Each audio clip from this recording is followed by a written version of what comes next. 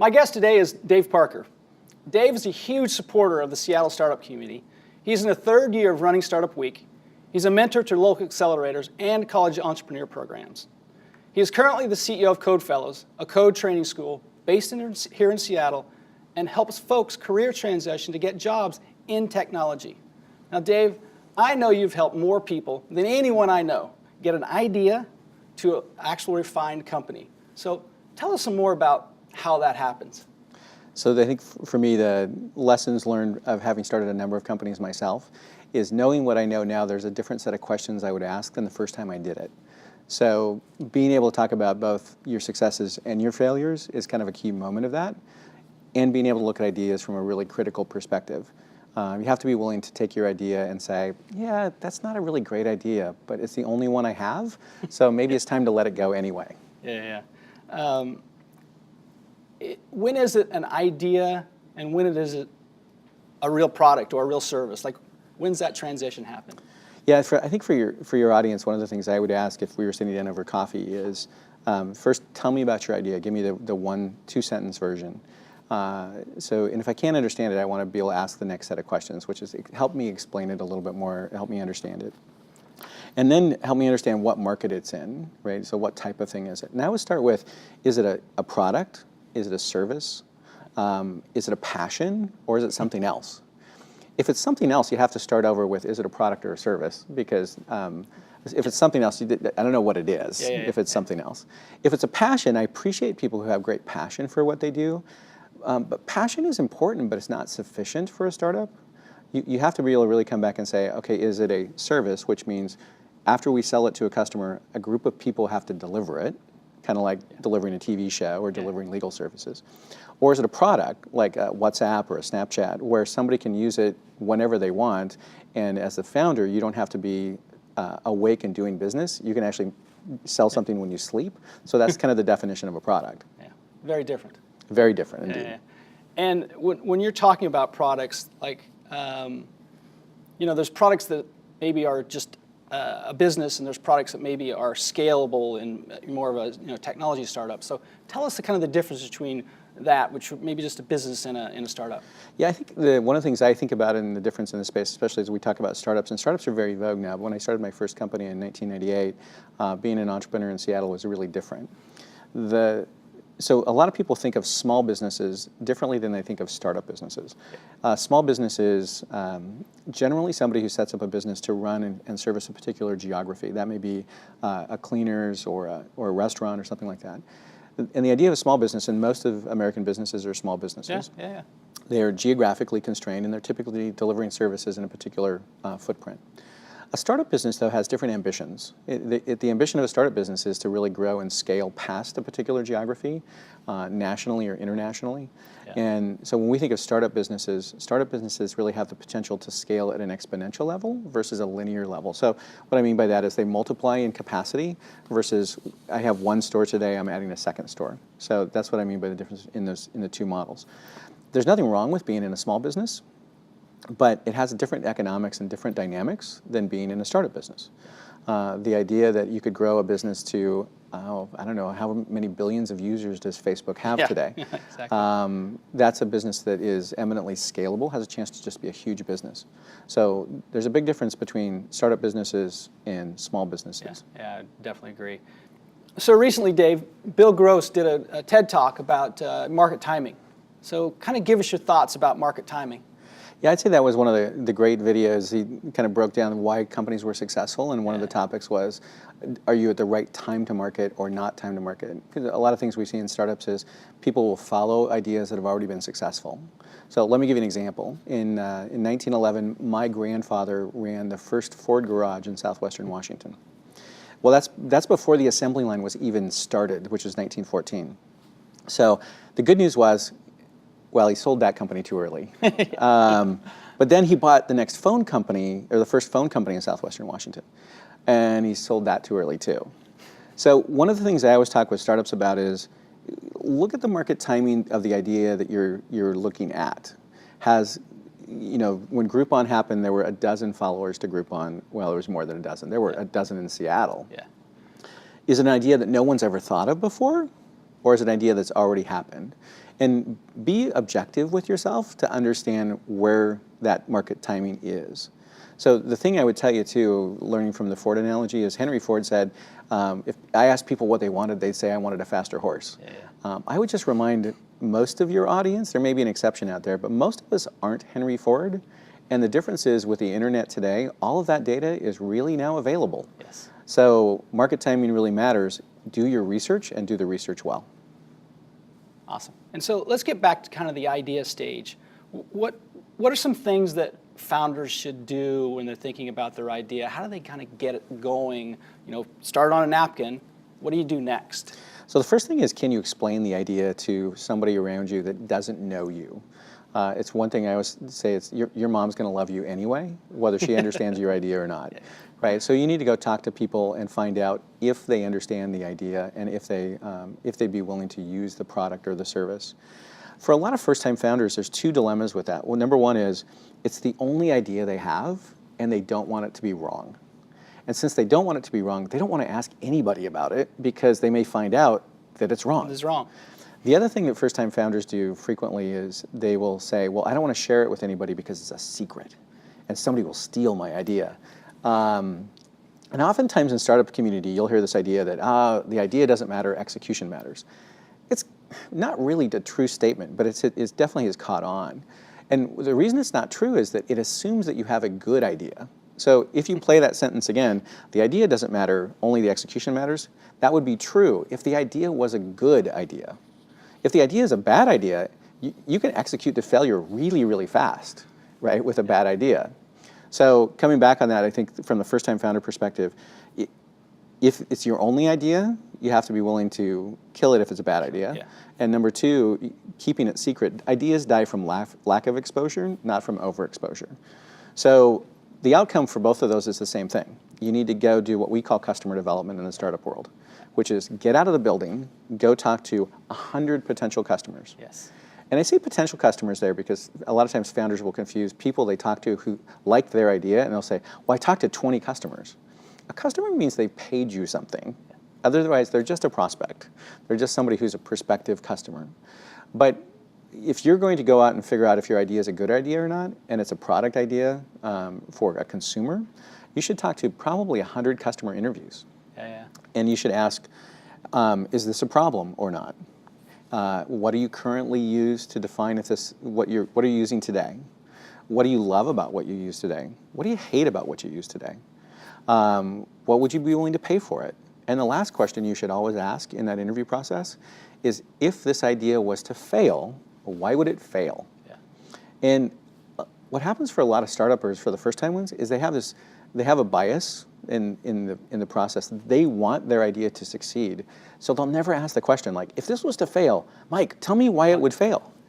And because they don't ask that question, that selection bias gets in the way, and people end up pursuing ideas for years that never should have been pursued at all. So I think one of the things that you mentioned there that I think is really important that I don't see happening enough is that customer development phase where, like you say, they're actually talking to other human beings that are not their friends and relatives, which is really the key for most first-time entrepreneurs, is going and talking to real potential customers. So I can't reiterate that fact enough, but I think that is the missing link. So tell us, let's talk about, the passion that you have to have as a founder. Sure. Where does that fit in? I think you could be over-passionate, but tell us today, if you have the right idea, let's assume that it's the right idea. What do you need past passion to get it to be successful? So past passion, you really need data. So I always tell people passion is important but not sufficient. It's a lot of times in our education system, and we tell our kids growing up, it's important you follow your passion. I would tell you, in addition to your passion, it's important you follow the data and the numbers. There are businesses you can make money in, and there are businesses you will never make money in. And the important thing to ask in the process is, okay, I have passion for this topic. Is it a business that can actually make money? And one of the things first-time founders often forget to talk about is there's a cost of building the product, especially on the software side. We see a lot in the software market, obviously, these days. And they look at how many hours it will take them or how many months of software development will take them to code up a solution. And then they think about, oh, if I code this up, they forget about how will I actually sell it and who's actually going to sell it. And what I always tell founders is you're the first salesperson, even if you're not in sales. Your first sale is to your co-founder. I have to convince somebody to leave their day job and come to work with me on this crazy idea, right? And then I have to go do customer development and interview people and ask them questions about do they think this is a problem or not? And I have to take that feedback back and actually use it to understand what I need to actually build for the customer.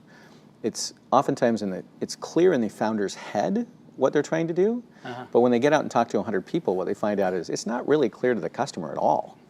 No, it's actually probably not clear. Exactly. Right? It's probably very unclear. So tell us, what books do you read, or what books would you recommend? You've read many books, I've read many of the same books. What books would you recommend for a first-time entrepreneur to kind of just get the juices flowing in the right direction? Yeah, totally. So I think that one of the things I would suggest is look at where you are in the state of your startup. And for most people, I'd point them back to the customer development phase.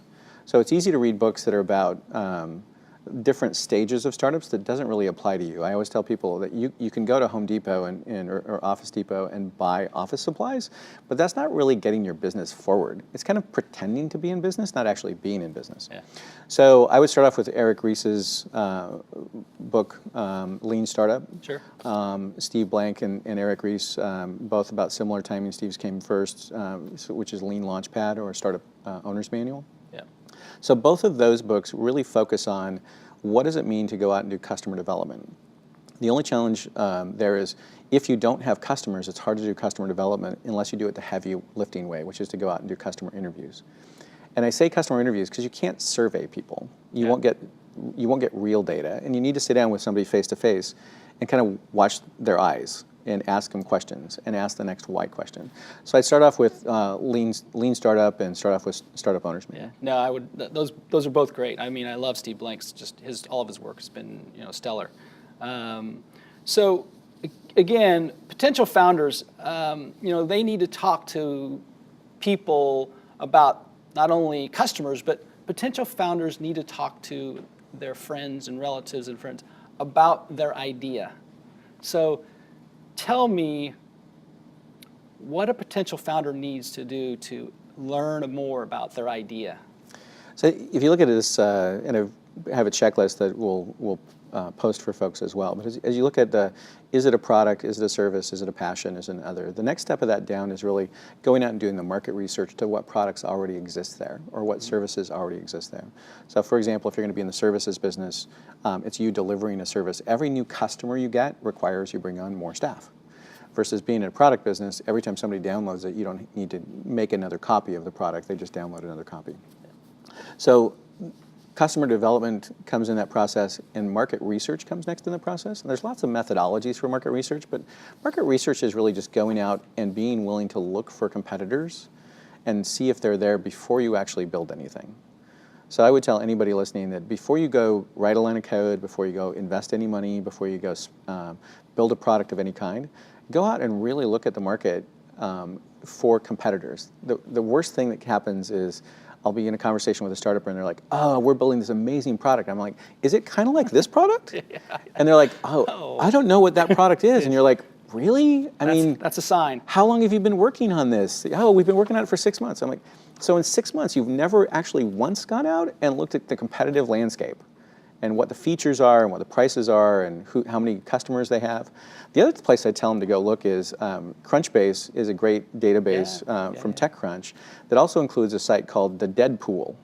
So if somebody has failed in the market you're trying to succeed in, I would suggest you learn everything about that before you spend any more money on a particular topic and learn why they failed. What was the reason they failed? So the market research is an important process in that. Yeah, absolutely. So, again, one of the things that I've learned over the years is watching engineers, create their product. Now, when they're creating their product, I see a lot of people adding features that have no reason to be added yet. They have not received enough customer feedback to add that feature, so they're adding features. So, tell us some ways to help people understand, just get the product out that's the basic product so you can get feedback. So let me kind of reiterate that question. What would you tell someone when they're building their product of how many features to build for their product to actually sell it? Yeah, I think one of the things that folks do in the process is they have a vision for where they want to be, which is up here and to the right. And the challenge is they need to define what their launch product is going to be down here and to the left. So if it's a chart going this way, my vision is to be this amazing thing. Yeah. And the answer is most companies don't survive long enough to actually get to vision. So what you need to do is hone down into the launch category of what the industry in the startup world calls a minimum viable product. Yeah. And the idea of a minimum viable product is what are the 2 or 3 features you really have to launch with? Like, I can't, it can be a prototype, it can be a PowerPoint version, it can be something you just show people, but the concept there is what's the minimum viable product to get somebody to say yes to that product offer. Yeah. So the concept of MVP is how do I go test that? And then the question is how do I go test it, to your point, without writing a single line of code? And there's lots of ways to go do that and to do it on the cheap. Yeah. So one final question, Dave. You're an entrepreneur. You've been working on your idea for several months, maybe even a year. When do you know when to quit your day job? So that's the traction question. So traction is a term you'll often hear in the startup world, and it usually is whatever stage of growth that you're not at yet. So what you'll hear somebody say is, hey, come and talk to us later when you have more traction. The challenge with that is that traction is very loosely defined. So what I would tell a founder is before you leave your day job, set a list of criteria that you want to go prove to yourself before you make the jump, before you spend a ton of money. Yeah. So how can I build a minimum viable product for a few $100s instead of tens of thousands of dollars? How do I not spend all of my savings yet? So what I always tell people, doing 100 customer interviews and customer development will help you either succeed amazingly quickly or fail fast. So if you do 100 customer interviews and if 60 or 70 people say, that's amazing, I would buy it today, you're probably onto something. Yeah. If 60 or 70 people say, I don't really understand what you're talking about, I would say keep your day job just a little bit longer, test the idea, iterate on it, try to pivot a little bit, and really find something that people are excited about using rather than something that you're excited about selling them.